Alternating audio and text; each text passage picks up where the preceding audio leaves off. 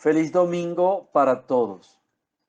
Hoy vemos a Jesús que utiliza a Cafarnaún como su casa.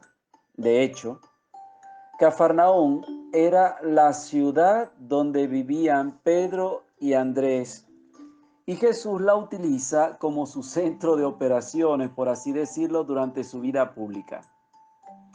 30 años. Su pueblo era Nazaret. 30 años. Y ahora, en su vida pública, los evangelios llaman su pueblo a Cafarnaúm, porque Jesús se hospeda en casa de Pedro. Llega a esta casa y se encuentra con que la suegra de Pedro estaba en cama y con fiebre.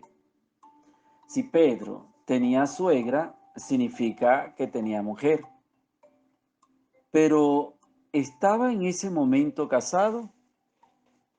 La interpretación más antigua de este evangelio que nos dan los santos padres de la iglesia es que San Pedro podía estar viudo.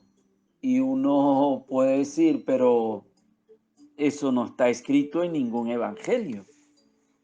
Es verdad, pero se intuye, porque el evangelio dice que cuando la suegra de San Pedro se cura, ella comienza a servirle, es decir, de encargarse absolutamente de todo lo que es la casa.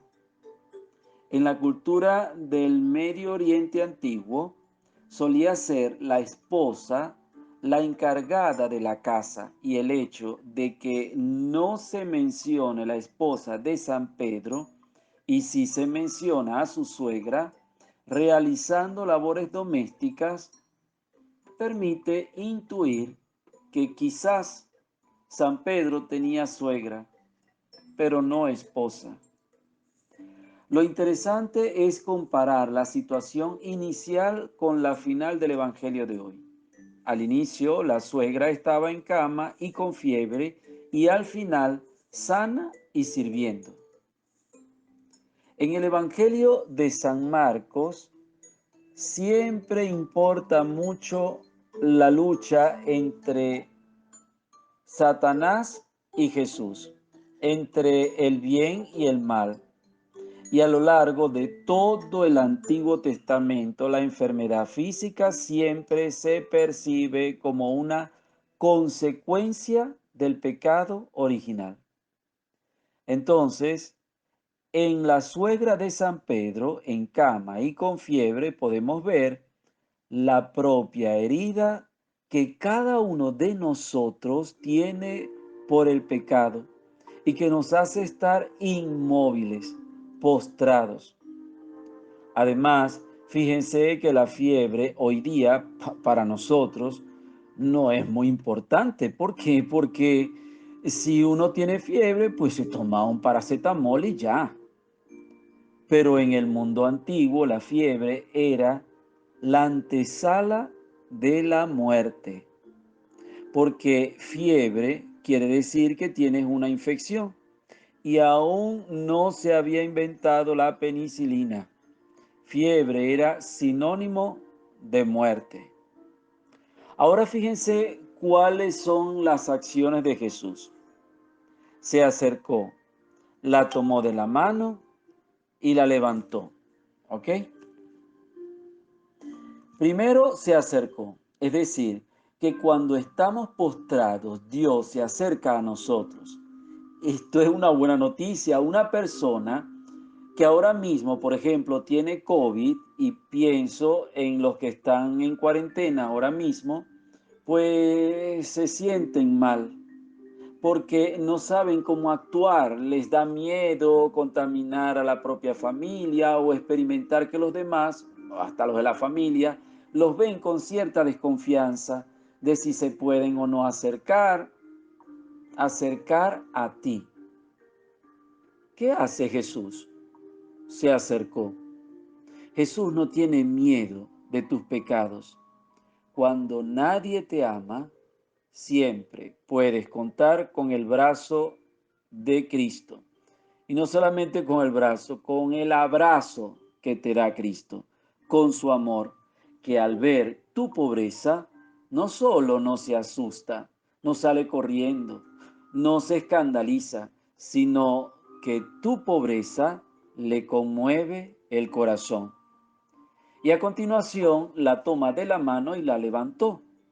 En griego, el verbo egeiro es el verbo levantarse, ¿ok? Pero también es el verbo resucitar. El mismo verbo tiene dos significados, levantarse y resucitar. Es más, en todo el Evangelio de San Marcos, siempre que aparece el verbo egeiro, significa solamente resucitar.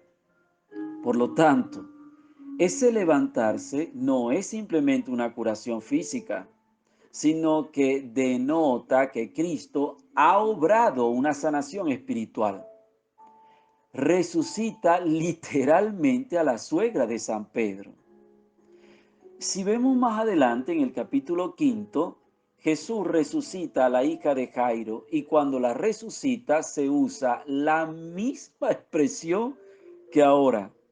La tomó de la mano y la levantó. Jesús se encuentra con un cadáver.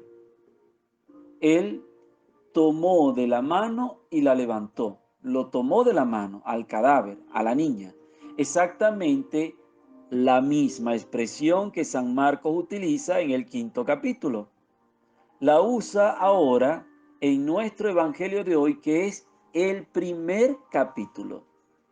Cristo te toma de la mano, hermano, y te resucita. Él desea, quiere resucitarte, quiere darte vida.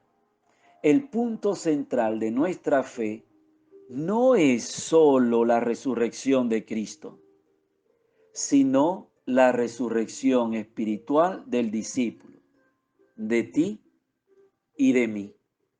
Porque Cristo no simplemente resucita, sino que es dador de vida.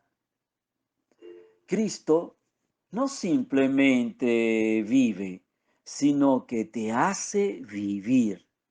Quiere hacerte vivir en medio de toda esta situación de Venezuela, de país, de pandemia, de familia, de trabajo, de amor. Hermanos, necesitamos una resurrección espiritual, sí, con urgencia. Cuánta comodidad, cuánto miedo, o mejor dicho, cuánta pereza hacia las cosas de Dios, hacia las cosas de la iglesia. Y Jesucristo, a ti que me estás escuchando, te dice, resucita espiritualmente. Agárrate al Señor que hoy tiende su mano para darte la felicidad, la vida eterna. Que Dios me los bendiga. En el nombre del Padre, del Hijo y del Espíritu Santo. Amén.